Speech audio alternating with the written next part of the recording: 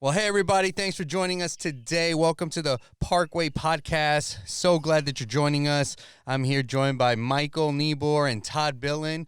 We make up the business development team over at Parkway Electric and Communications. And today we are joined with two special guests and two lead pastors at that. Now, Toran Scott is the lead pastor at local church, Grand Rapids, here in Grand Rapids, Michigan. And then Shannon, your last name, can you remind me how to pronounce it? Because there was some confusion on that heading into the episode. Whaples. Whaples, okay. And you are the lead.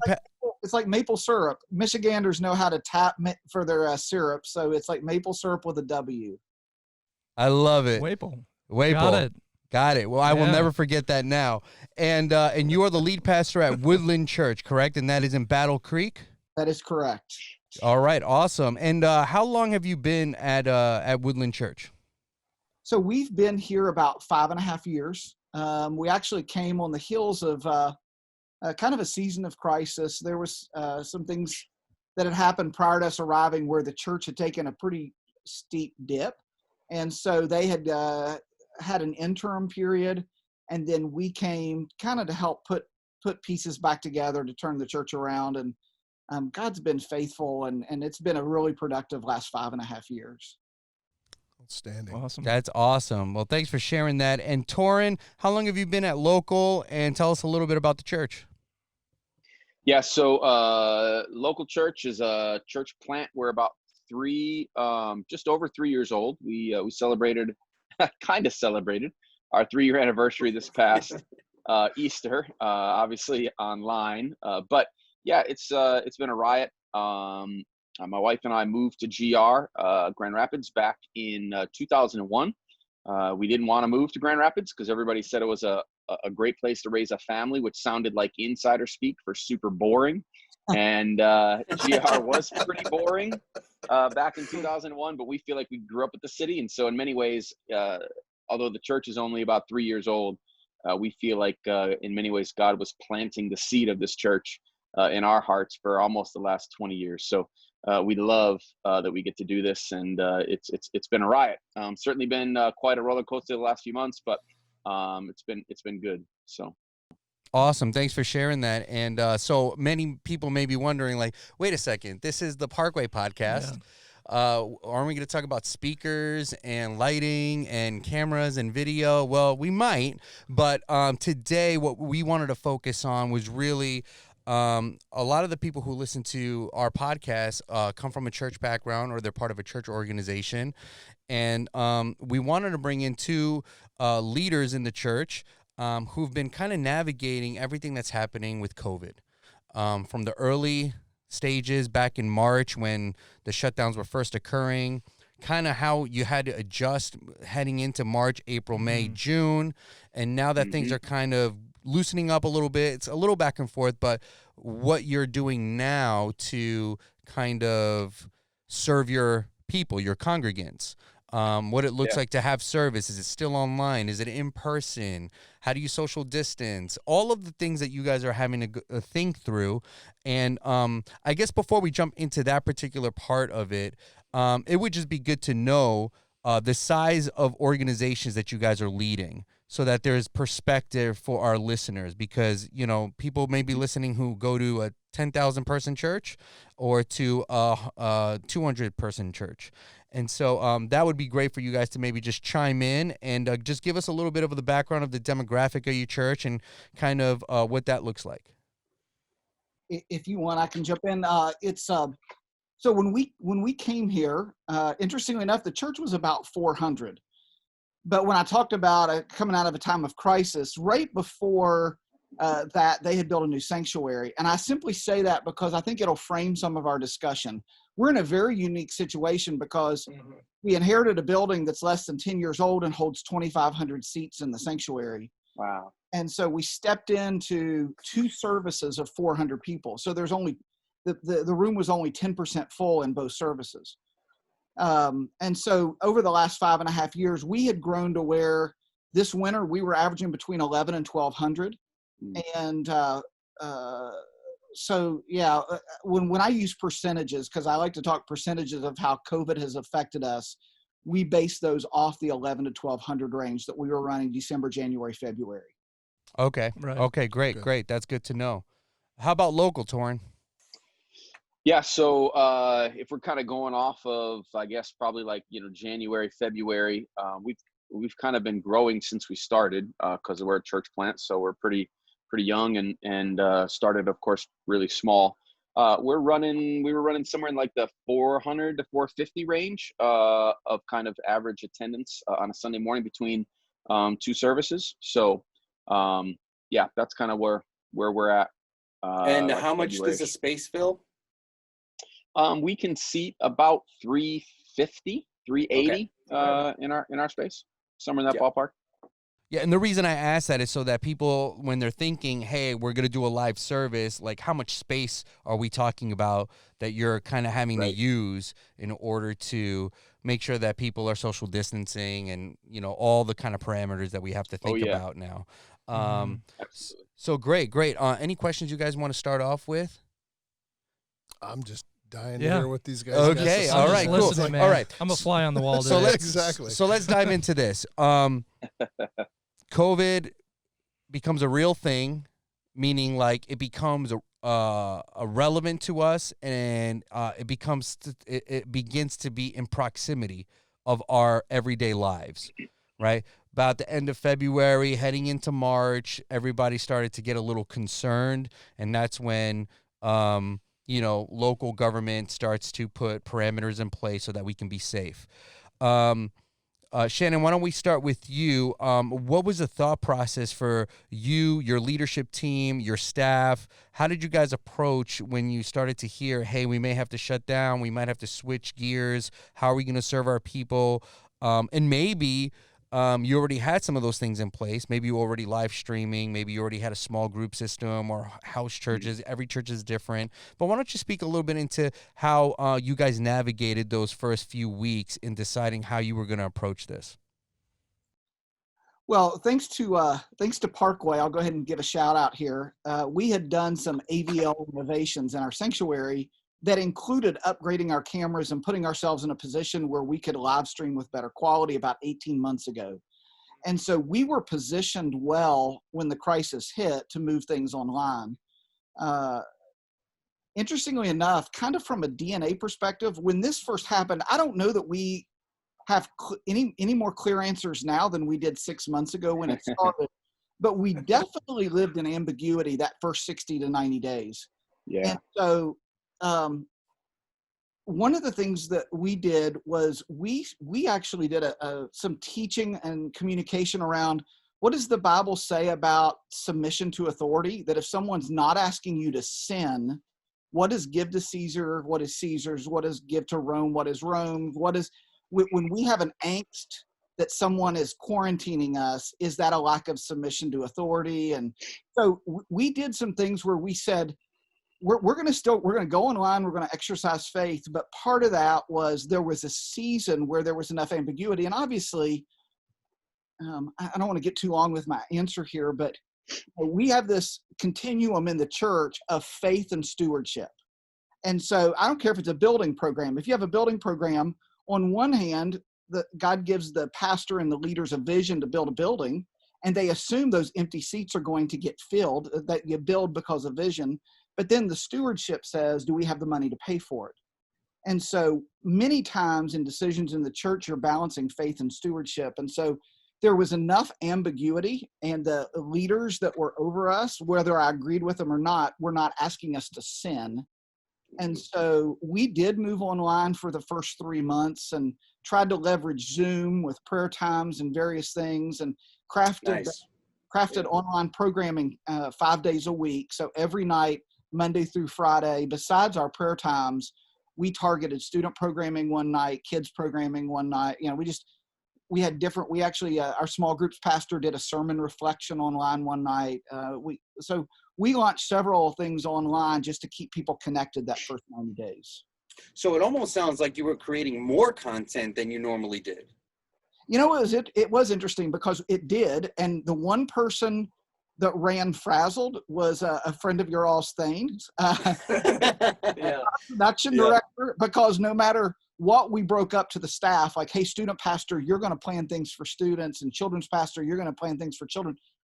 The common denominator in all that videotaping and online programming was our production team. And so it ran them a bit ragged, but we're very familiar with that. Yes, we're all very familiar with that. That's a common thread in most of the churches. All the tech guys were very much over, doing a lot. Well, Absolutely. I think it was twofold. It was just the additional work, but how quickly you had to make things happen. Yeah. Things changed really quickly. They weren't given a lot Week of to time week. to figure it out. Yep.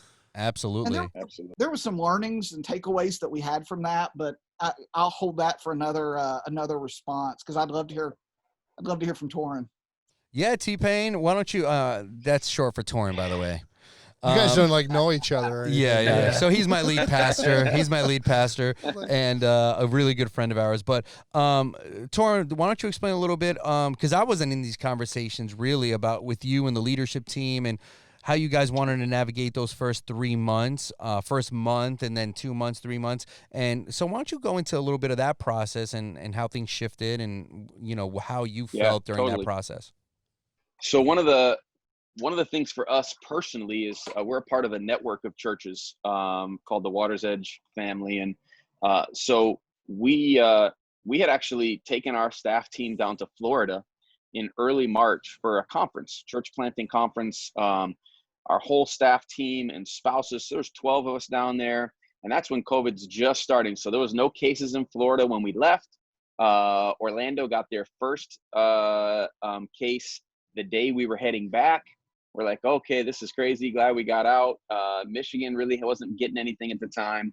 Well, that next, we got back, I think it was on a Saturday. The next Wednesday, with all of the campus pastors, we're meeting in Holland, Michigan, and we're like, hey, we should probably start having a conversation. So in our network, we've got a church called Overflow Church, which is down in Benton Harbor.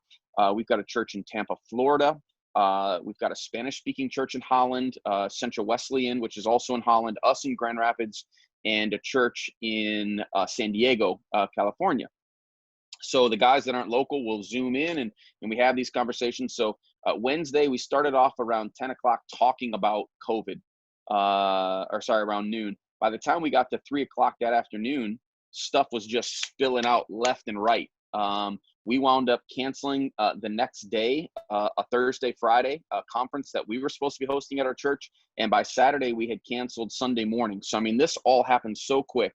Wow. We had terrible, just like it was brutally awful. Our online, we had a Mevo camera that was about 10 feet away from our subwoofers and some other mains that was literally just getting live sound coming out. You couldn't understand anything. It looked awful. And we moved from that 1 week to the next week being completely online. So we wound up having to invest in cameras and switchers and a hosting service that was going to be better than the junk that we were currently putting out. And we had to do all of it within just a couple of days. So investing in the equipment, getting it all in, that took a few weeks, but it was a huge learning process for us. So it wasn't that we never wanted to do online. It was just simply the fact that we're young and we're still figuring out a lot of stuff. And so, yeah, I don't even know what all the question was, Christian. Where did you get that equipment? Where did you get that equipment and all that? Oh, stop. There's this really small company. You might have heard of them, guys, called Parkway. And I'm just kidding. Kidding. Christian honestly was a lifesaver for us in that time, because awesome. There was so many decisions that we needed to make. How much did we want to invest? What was the level of quality we wanted to put out? How long was this going to go? Nobody knew. That it was decision fatigue. And so to have somebody that could handle some of our technical stuff and say, here's what I recommend. This is what we need to do. We tried something out actually with the camera and it didn't work. And we were able to get help in offloading those cameras and getting different cameras. We had so many different technical difficulties too. We wound up switching even services that we used to stream. So that was massive for us, because quite honestly, I don't know what we would have done without having some of that expertise. We just weren't in a place. Now, we had some great connections with our network, so we were able to like have other people we could talk about what we're doing ministry wise, but they can't tell us what we need to do for our online presence and, you know, who to use, because we're all different churches in different areas, even different parts of the country for that matter. So to have somebody who could be on site, take a look at some stuff for us was huge. It's awesome. Yeah. Way to go, Christian. Well, Seriously, that was no a whole, joke. that Way to was go. our whole team, man. Our whole team. Yeah. We have a great team. We always bounce ideas off each other. Like, what are you installing for Church A, and Church B Yeah. needs this? Is it going to work the same? No, maybe we should try something different. Oh, I just demoed this new product. And so we're always bouncing ideas off of each other, because not every piece of equipment is right in every location, you know, or for every Right. context. Well, and we believe in collaboration. Right. It brings the best ideas anyways. Right. So Yeah, Absolutely. totally. Absolutely. Well, okay, so COVID hits, and it sounds like both Local and Woodland went online, and for good reason.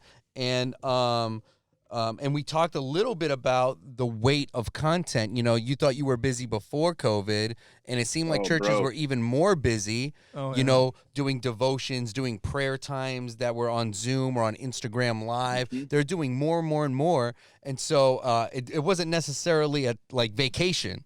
It was actually Oh, kind of a man. little bit more taxing, if not. Would you guys say that? 100%.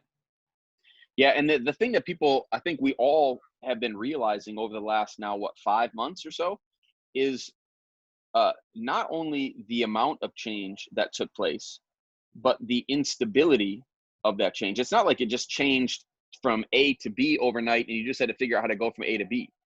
It was A to somewhere between A and B, and then sometimes B, and then sometimes C, and then it went back. And so the fatigue and stress of that instability, along with just trying to make all these decisions and figure out what does your church need? How do you shepherd the people that God's given you?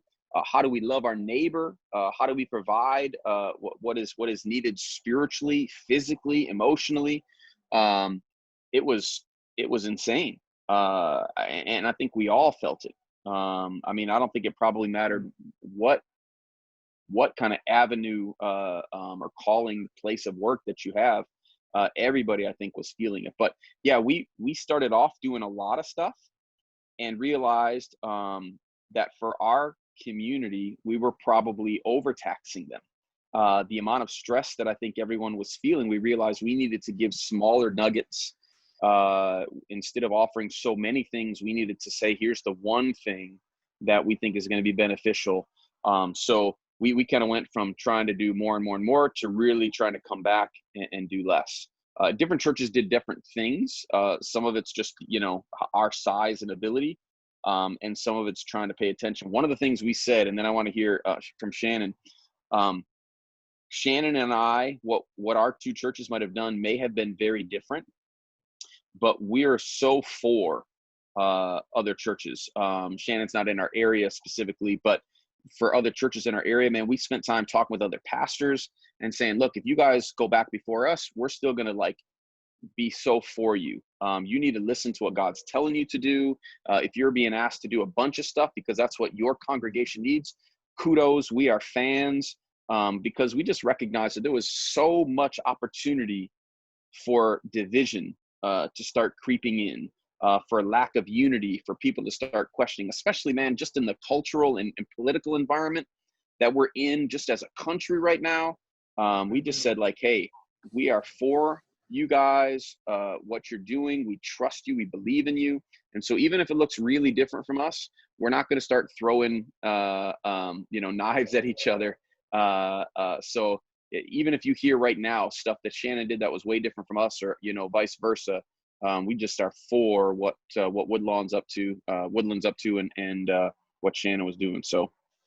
Yeah, and there's not necessarily a right or wrong in this scenario. Yeah. It's all about Well, that all needed. depends on who you ask. Yeah, right. It's true. Well, I found it really interesting about, Toran, you talked about the Water's Edge Network and how there was so much unity bringing services together. Like, I know Central had Jordan over there, and he had Joel, and a lot of the worship leaders from other churches came together to form one service.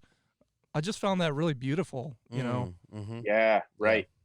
Yeah. So just to give a little context, the churches in that network all came together at kind of the mothership. I guess Central's the biggest.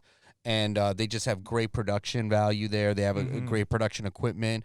And so what they would do is do one worship set together, but they would kind of pre-record the worship leader from each campus doing an intro and an outro, so it was tailored to their specific service. And man, that was beautiful. It was just cool. like you said, I was like, man, that's awesome that they're doing that. And it took a lot of work to get done, I know, on the production end for Central Wesleyan Church. Oh yeah. But it was beautiful, and it turned out great for every church, and so that was really cool to see. So seeing unity within the body, was really, really cool. Well, what a better time for the church to come together and support each other, like you were talking about. Yeah. Yeah.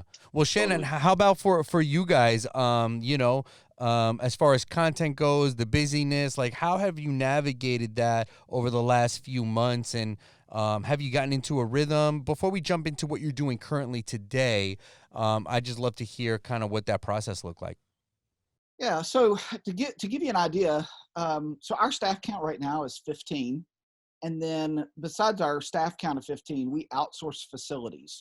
So we don't have in-house facility staff. So when the shutdown, if you will, started to happen, and we were still providing a paycheck for employees, part of it was trying to reinvent or rethink how do employees work for their paycheck. Right. So, right. So while I give kudos to Thanasero and all the hours that he put in that season, we divided our podcasts and our all the different online programming we offered, our prayer times, among 15 staff. So I felt like people felt weight from the strain of just what was happening, but not necessarily that we were taxing them outside of things. Like he's the caveat.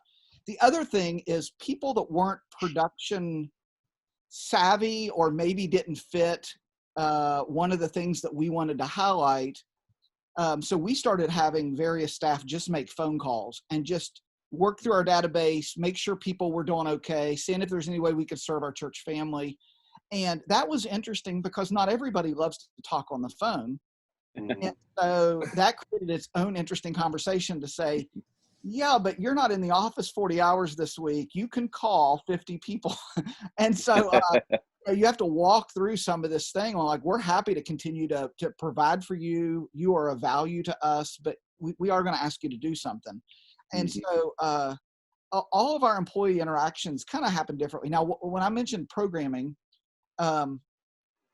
when we started, the struggle was with kids and student stuff. And there's so many curriculum companies that were trying to come alongside and offer help from, the Gospel Project and Orange. And so we started just buying rights to put stuff on basically it was pushed out by Woodland, but it was produced on the back end by somebody else. Yeah. We quickly found in the first 30 days that anything we showed that was canned got zero traction. Wow. Yep. People didn't care about production value because they could tap on Netflix and watch anything they want. They could go to YouTube and see the very same video from the person that made it. And so people were craving connection and authenticity. And so anything we did that was just we did a podcast where our worship leader just interviewed random staff and leaders in the church one-on-one. And that thing got crazy amount of views because people just I did one that was just kind of ask Shannon anything on theology, just any rambling you're having about God, just spit it my way. And anything we did like that was very raw and unproduced, we got prayer groups, small groups, Zoom small groups, all that got traction. But that's awesome. Anything that felt produced did not get traction. That is so Very interesting, but it makes absolute sense to me. That people want, they wanted to hear from my pastor or my small group leader, right? So that's what I would want. I'm sure you guys would want that too. Well, you know what we're missing with our online streaming services was that community. Right. People come to church for. Yeah. Talk You're to that missing guy the and lobby everything else. conversations you have with your friends. Exactly. You know. Yeah, or all the kids running around and breaking things. Right. Yeah, I miss that too. That's a joke. No, well, let me say this. That did happen, and I do miss it. Kids, I'm serious. We did a few episodes when we first started off just talking about how there were churches who very much utilized online, already had an online presence, and we can name all the big ones, Life Church, North Point, Elevation, all those churches, right? And there's others that we may not know of that also have huge online audience. And they've been unapologetic about it. This is kind of what we're doing, and we're heading this way. But I felt like before COVID happened, there was, for a long time, there had been this sentiment that mentioned, social media is bringing us further away from each other. And people aren't going to church, they're just watching online, right? And then COVID happens, right? And trust me, there's arguments on both sides. I'm not saying one is right and one is wrong. But then COVID happens. And our only option was to go online. And all of a sudden, this tool became our lifeline as a community.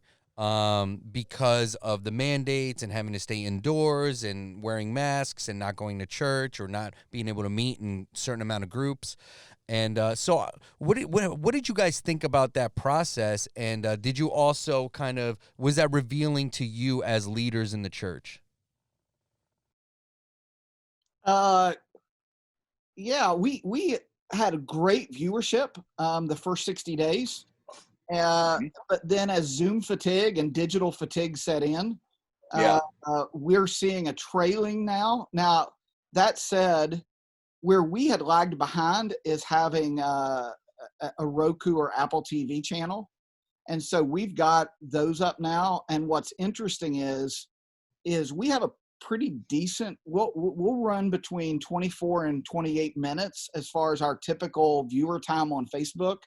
But if we can get them to Apple TV or Roku, it's over 50 minutes. And our hour and 10, hour and 20. So our retention, where people aren't getting, it's interesting when you're on Facebook watching a service, before long you're in the news feed and you catch something, and before you just, it's like squirrel. So it breeds the ADHD culture where you don't hook people for long, no matter how good you are. And so it's been an interesting thing watching us, where we started with Facebook Live, and we're trying to push people to the channels because we're able to capture their attention longer. Wow. Yeah, so I don't know if that was the answer you were looking for, but no, that's great. That's good. Just little learnings as we're going through this. Yeah, we've experienced kind of the same thing, and that they've been seeing this nationwide. The first 60 to 90 days, engagement and connection online was stronger, and then it started tapering off, and seems to have kind of continued to. So we've been meeting back live now for about 7 weeks.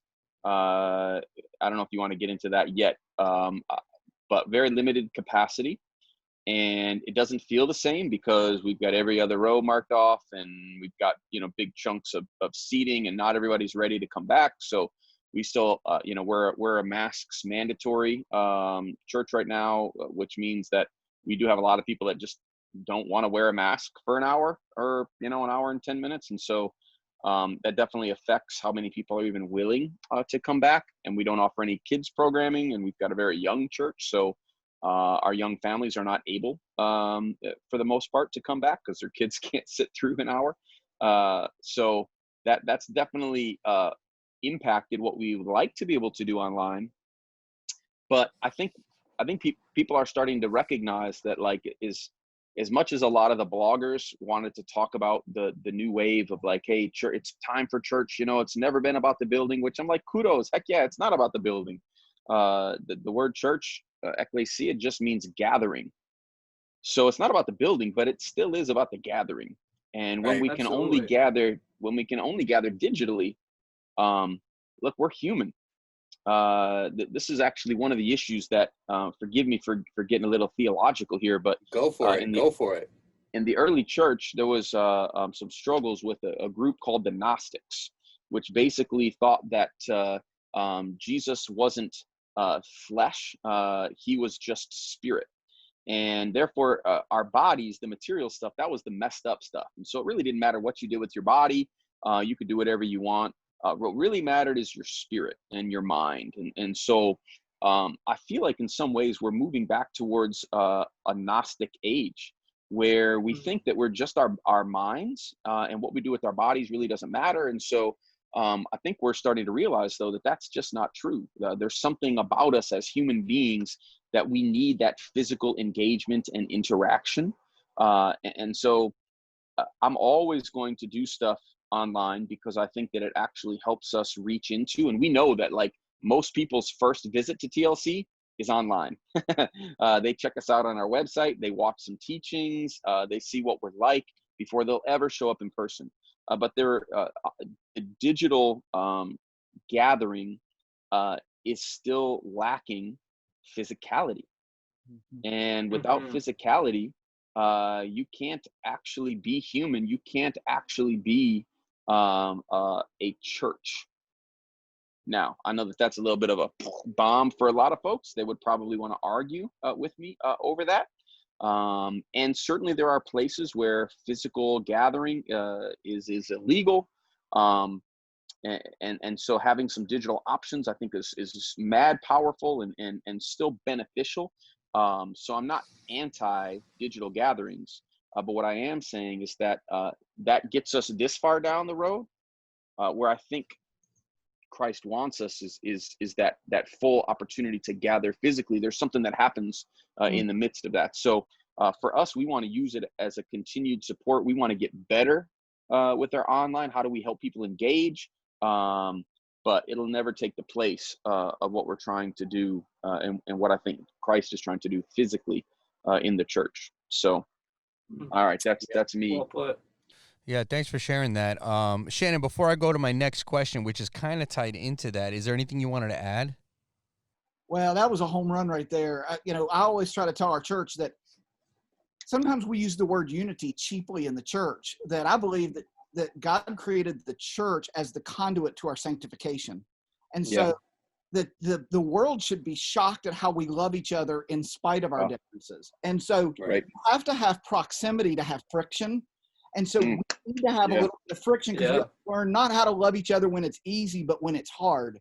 And when it's digital, I can unfollow you, but not unfriend you. So you think I'm still your friend, but I'm not paying attention to you. And I can do that in person. Yeah, that's absolutely true. Well, we were talking last week on our podcast here about, last week was our first time recording in this room, this space together. And, we were distant from each other on Zoom, but in the room here with these guys, it is so much more human. Mm-hmm. It's so much more fun. Yeah. It's awesome to see expressions.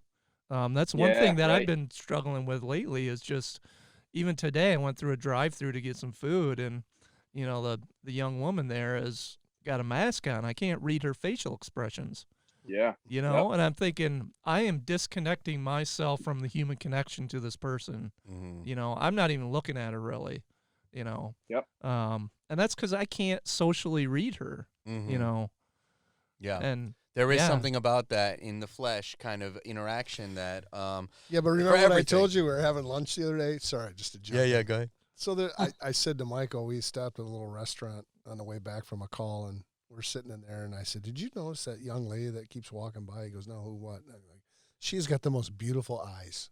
That's all you can look at. That's all you can look at. I mean, she just said, the rest of her may have been just terrible, but she had beautiful eyes. They just kind of like jumped out at me. So. Yeah, there's something about interacting with people like this, Absolutely. right? That is Right. different than interacting even with you guys right now over Right. Zoom, right? Yeah. Over this meeting. Well, as a segue, Toran, you touched a little bit about what local is currently doing now to do live services, and we could jump into that. But there has been a couple of blog posts that have been put out by different churches talking about when to listen to the governing authorities, when not to, taking liberties, and we can dive in as much as we want to that. I just think it's relevant to talk about. I'm sure both of you, Shannon and Toran, have heard, and I forget the name of the church in California. I think it's John MacArthur's church. They put out a huge blog post about how Grace Community, I think. Grace Community. And basically the gist of the blog post was, hey, we chose to listen to the government, but we don't have to when it impedes on our ability to meet as the body of Christ. Would you say that that's a okay summary of what the blog post was? Yeah. Okay. Absolutely. And then, Toran, you sent me somebody who made a rebuttal to it and who didn't necessarily say they were wrong in their approach, but that that there are other ways to approach it as well. That wasn't the only way to approach it. And so I just kind of wanted to get your guys' thoughts as far as what you're doing as a church and what you feel comfortable with as far as leading your people, shepherding your people, but also making sure that they stay safe during this time. Shannon, you want to start on that one? Sure. So in our thought process, of course, I told you how we initially postured it, but some of it was just the uncertainty. Now, churches all along, at least here in Michigan, were exempt from day one from the executive orders, and we knew that.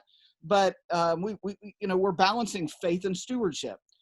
So we have now communicated that because of the safety measures that we feel like we're doing consistently, we will not close again. That we're asking people. While we haven't used the term mandatory, we've said that masks are strongly encouraged.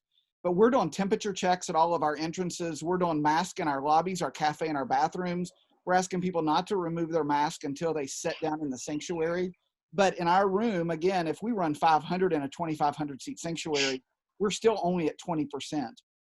So we're doing a series of things with social distancing, closing every other row, that we feel like we're putting enough safeguards in place that now we're saying that we won't close again. It's interesting because as I was walking through this with our church yesterday, I had a friend of mine in Atlanta that's a filmmaker that had made a post that said, I'm disappointed because I don't think most churches realize that when COVID is over, either we've gained our voice with the world or we've lost it.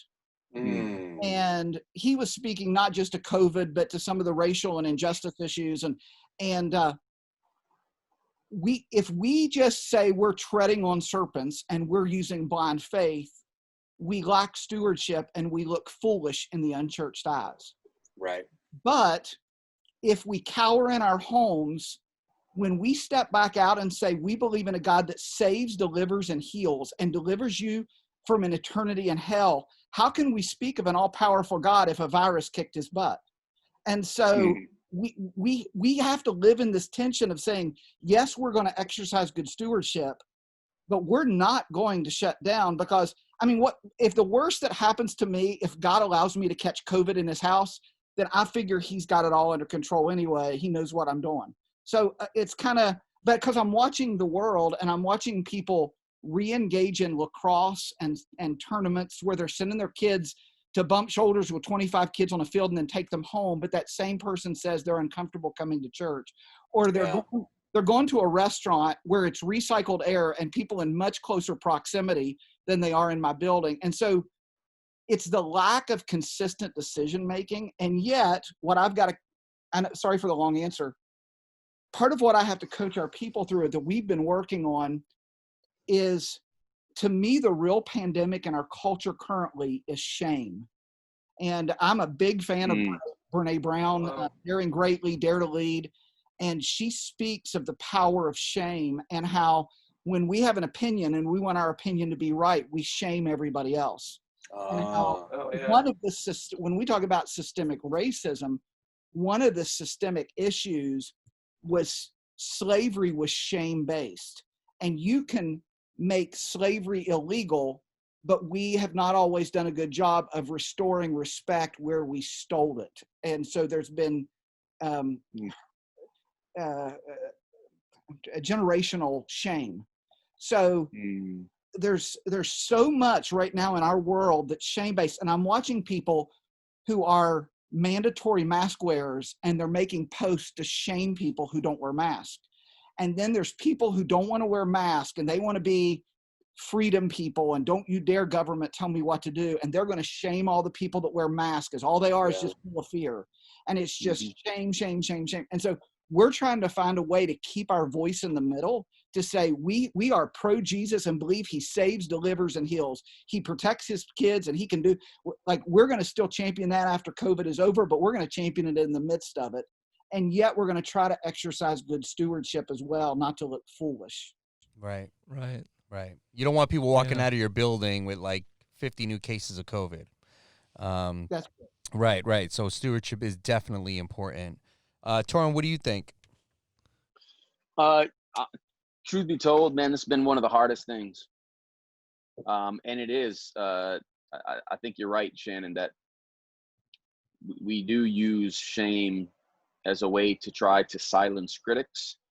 I think part of because we've become such a digital and digitized society, means that we are figuring out less and less how to actually have interactions, especially interactions where there is disagreement, and even more so interactions where there is strong disagreement, and still learn how to respect and listen and learn.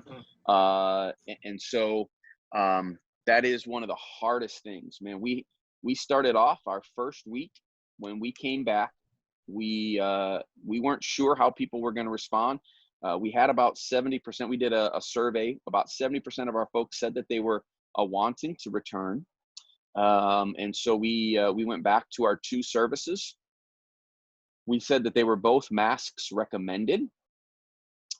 We had people in between both services. I would guess we had 10% that wore a mask.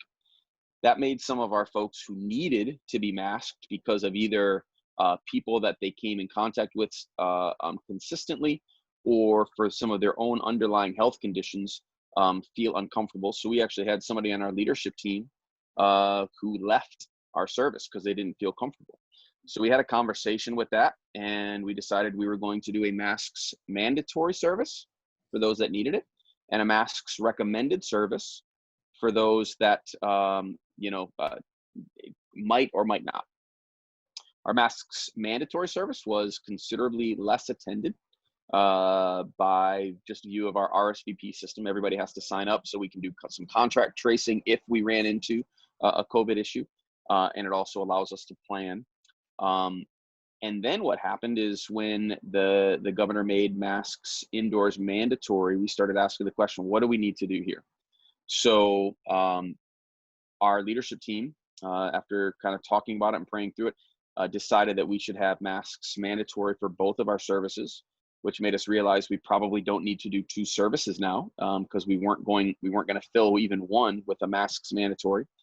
And you got to understand, we had folks, this is on my elder board, or what we call our leadership team. I had folks that were way over on this side and folks that were way over on this side, still do. Folks that are like, you're killing people. Not maybe our leadership team folks are not saying this, but you got folks in our church that are saying you're killing people if you don't wear a mask, and folks that are saying, you're a sheeple and you're not really paying attention to the science of what a mask does or doesn't do. We shouldn't wear them. Like you're too worried about, Oh, my goodness. So we got both sides, and we have just simply decided at this time that we're going to hold steady. Now, the governor in Michigan just recently came out and said that we kind of backtracked. For those, you're in Parkway, so a lot of your folks would know this, that groups of 10 or more cannot meet socially. We decided we were going to continue to meet, but it was only after a lot of prayer, knowing all the things that we had in place, also knowing that that the executive orders don't apply to churches, but we still wanted to be a good neighbor within our community. But what we decided is that so much changes so often, especially all of our school districts are just coming out with their plans of what they're doing in the fall, and they're all different. Even different from elementary ages to middle and high school ages in my school district that my kids go to. So we just said that to have a consistency and a stability of what we're doing, that's one less thing people have to worry about. If they don't feel comfortable right now, they're probably not coming to begin with, and they don't have to come. We're still providing an online option that we think is a good and excellent online option. We're paying attention to our folks there.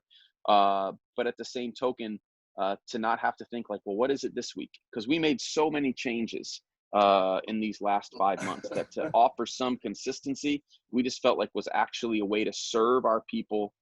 We continue to every single week have new people checking out the church. We thought that was crazy. Like, we didn't expect that to happen. But we do a little guest hub thing. It's an opportunity, just if you're new, we want to give you some TLC swag that we have disinfected, and just as a way to say thanks and connect.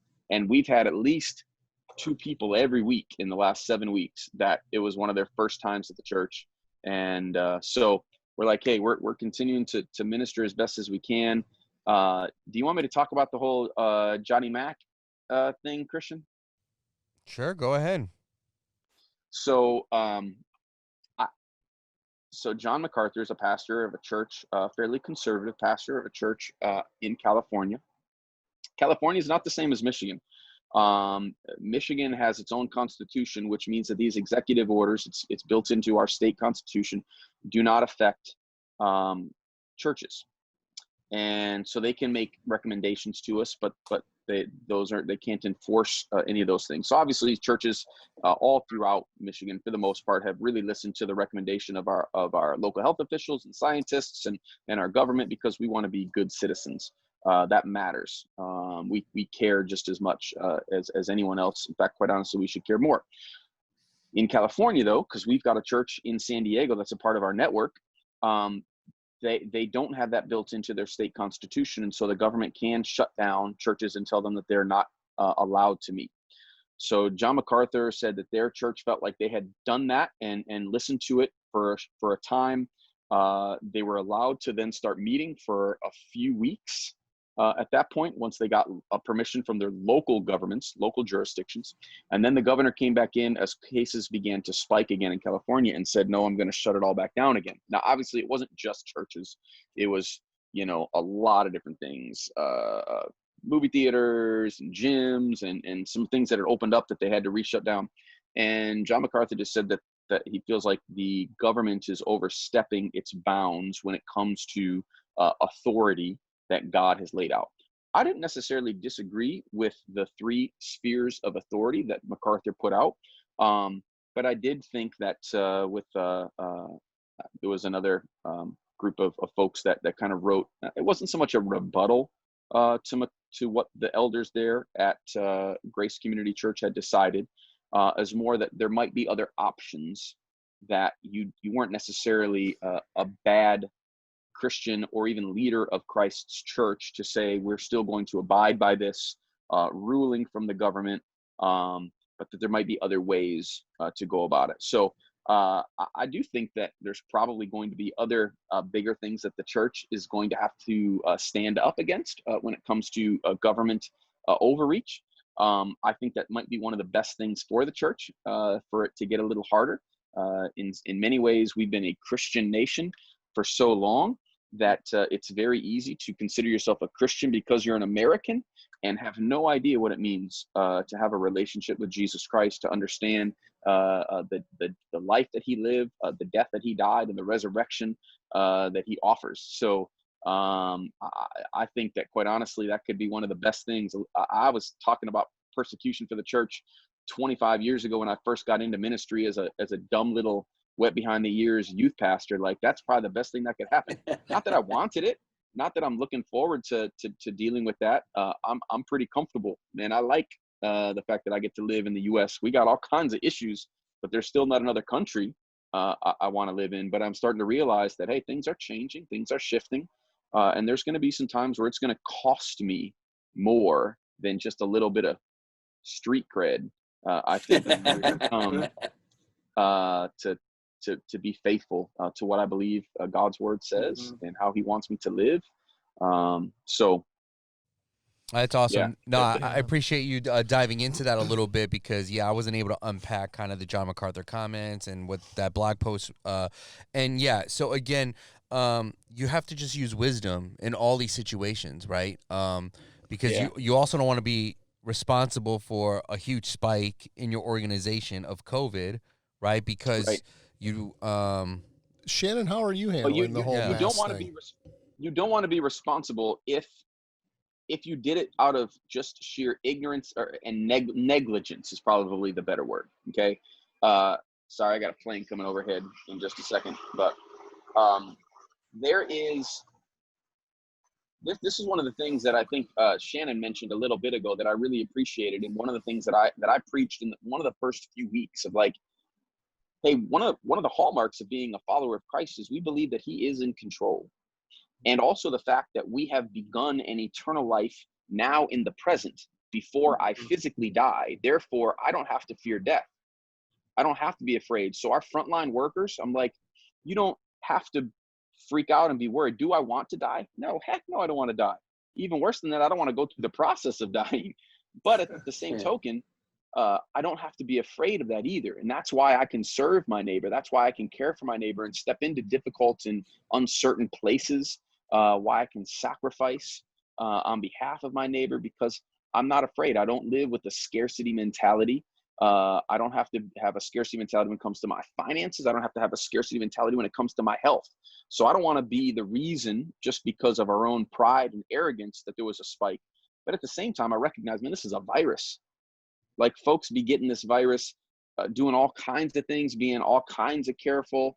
And so I'm not going to live in fear, but at the same token, I'm still going to do everything that I humanly can to care for my neighbor. But I'm also, I don't have to be afraid, because like, if it happens, it happens. My days were already numbered. My days were numbered before COVID was ever a friendly thought in some mosquito's mind or some bat's mind, or however in the world we got this thing. So God's got me. I'm not afraid of it, and I want to help my congregation understand that they don't have to be afraid either. Don't be disrespectful, don't be stupid, but don't live in fear either. So, Shannon, thoughts on that? I don't know what that has to do with. Yeah, go ahead, Shannon. So, I've just learned that when you can teach, the beauty of the pastorate is it gives us a platform to teach in and out of things. And so when we went to masks, again, we didn't use the word mandatory, but we said strongly encouraged. We did insinuate that it was mandatory in the lobbies, bathrooms, and the cafe. And so I taught into it that it was a way you love your neighbor. This isn't about you, it's about loving your neighbor. And so talk to me. we not had pushback on it. Like we actually, and I think because people know when they sit down, we give them permission to take it off if they want for the service. But we've had great participation, and I'm not really getting pushback on it. Now, percentage-wise, we're running around 30 to 35%, and it seems pretty consistent nationwide. We even pulled some other churches in West Michigan. Yep. We're not doing children's ministry. We said we won't institute children's ministry until the schools do.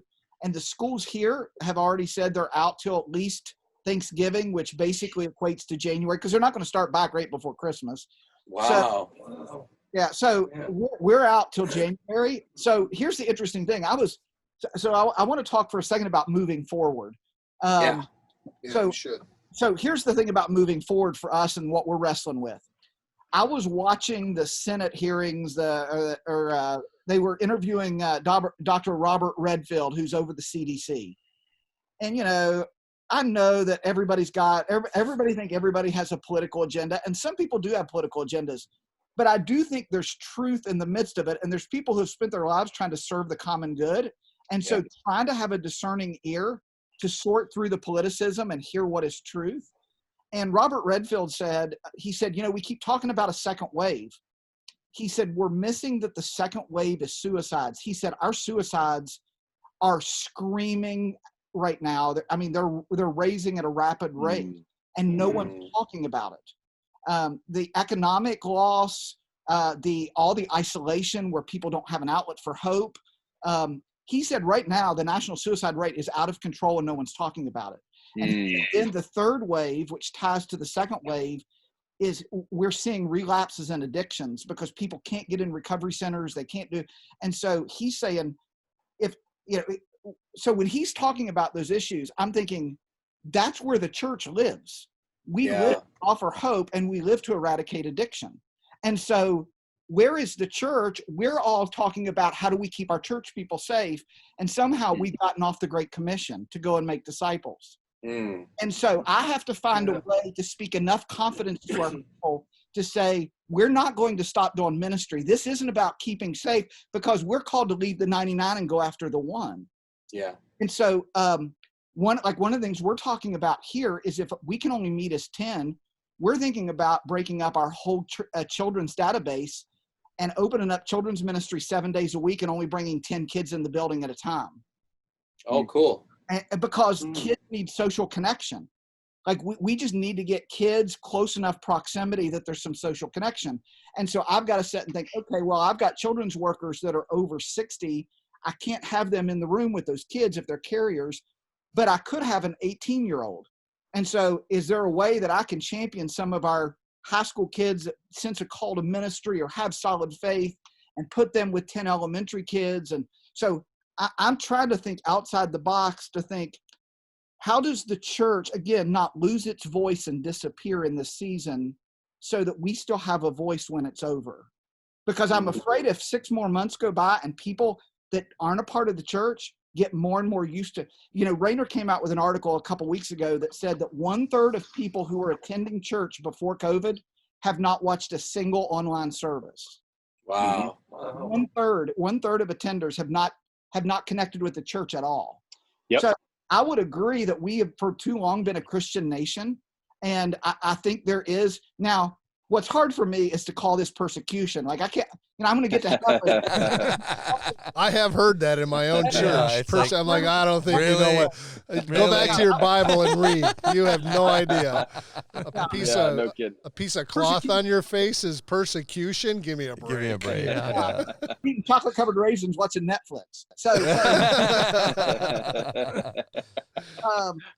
but I'm more compelled than ever that we have to figure out how to keep doing ministry and offering hope to the unchurched. And that's probably what I think, and I may be wrong. I don't claim to be a prophet, but the churches that stay entrepreneurial through this are the ones that will succeed after it. And the ones that circle the wagon and only protect what's theirs will. I totally agree with that. I do That's too. great. Yep. I love how you put that. You have to be creative in this season and step outside the box. I mean, there's no question. Well, if you don't change, you die. I mean, you have to adjust, whether it's being culturally relevant in whatever sense, whether it's culturally or meeting your people's needs or being serious about the Great Commission. Like, oh man, we are losing a little bit of that, I think, in this conversation. I'm not hearing a lot of churches post about, hey, what about the Great Commission during this time? What does that look like? Yeah. So one of the go ahead. Well, it just broke my heart just real quick because, in my own church, which is a smaller church, but we went through a tough time through the whole mask thing. I don't know why, but I won't elaborate on that. What bothered me is that everyone in our church was always everyone became very focused about what we're going to do. And it's like we completely lost during this whole season, we're losing, like you said, Shannon, we're losing our outward focus as we had before this all started. Yeah. Somehow we got to find a way to get that back. I don't know how, but that has got to come. We got to quit looking at ourselves in our own churches and find out how we're going to get back out there and do what we were called to do. One of the things that it showed me that I think is a failure of pastors, and I don't put it on pastors, I put that on myself. We way too often simply say, you get them to the building and we'll tell them about Jesus. Yeah. And in a season when that is impossible to happen, evangelism has dropped because everybody expects I'm the one that's supposed to do it. And I haven't helped educate and challenge and give my members opportunities to share their faith with their own friends. Evangelism should be skyrocketing in many ways because people are looking for something and needing something, but I can't do it simply by preaching on the pulpit. Part of that's because inviting somebody to church usually means they're going with you. You're going to physically meet them there, sit with them, take them. They're getting there. To invite somebody to just watch online, like, this ain't happening. Like, that's just like, folks aren't going to, like, they'll check out Netflix before they're going to check out TLC.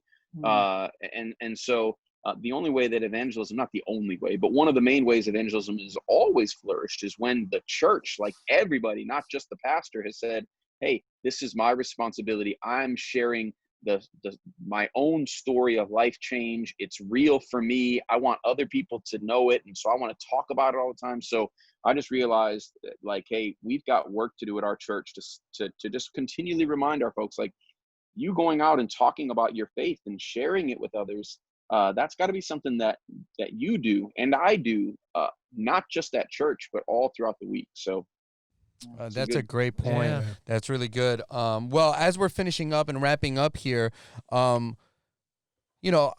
thinking as we share this podcast, it's probably going to be it's going to be a wider array of audience that that can kind of connect with this particular episode.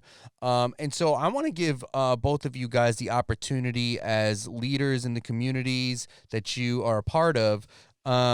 Shannon, starting with you, just maybe as a word of encouragement, a word of affirmation, a word to uplift other leaders who might tune into this and maybe finding themselves with some decisions that they need to make. What would you say to them?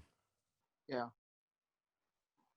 Well, I mean, again, I don't think, one of the things that's really simple to me is for me to be reminded that nothing catches God off guard. Like, he doesn't wake up on the wrong side of the bed and be like, oh, I didn't see that coming. And so he knows what's happening. He's with us. He's for us. It's interesting because years ago, I heard a person speak secondhand of two women. They interviewed two women that were in the Hebrides during Duncan Campbell and the Hebrides revival. And these women said, we prayed our whole life for revival. And when it came, we missed it because it wasn't what we expected it to be. I'm crazy enough to believe, I heard Craig Rochelle say this recently, we've been praying for revival. I believe we're in the midst of it. No, wow. And so I think there's a sensitivity. I think people recognize the yearning for human connection, the yearning for hope. I think there's more opportunity now than there's ever been. So I would encourage people not to lose heart, to stay on the entrepreneurial edge, to seek first his kingdom and step forward with confidence. Wow. Good stuff. That's Shannon. awesome. That's great. What else am I supposed to say? That's it. That's it right there. I mean, I do think that the key for me in this season, and I have, to be honest, I've kind of sucked at it. So God's been kind of kicking my tail. It's just my own relationship, man. If I'm not talking, speaking, sharing, interacting out of the overflow of a real relationship where Jesus is still talking to me, still transforming my own heart, that I'm still seeing him call me out on crap in my life and forgive me and love me and come alongside. Like, if that's not there, if I'm just doing stuff, but I'm just doing it out of my own power, then it's never going to go anywhere anyway. And so, man, I couldn't say anything different than what Shannon just said. I just know for me personally, it's been kind of a journey within again, like a journey back into my own heart and saying, all right, Jesus, like, I really want to love you the way that I used to. I want to know you the way that I used to. And I want to move back to that. That's what people always respond to anyway. So yeah. Dude, Thanks, I Shannon, appreciate for what that. you said. Yeah. I Thank you, really, Toran. I feel as a me personally, I feel like I'm actually a better Christian today than I was before COVID hit. I don't know why. I just, I think it's Perspective. I think so. I think I was, through the people I know and my pastor and my men's Bible study, I was given an opportunity, before COVID hit, to really, to head down that road of knowing when something like this happens that, I ran the right direction. And I think there's young Christians that are struggling today because they're not to that point and they don't know what to do. Mm-hmm. We got to, I don't know. Yeah.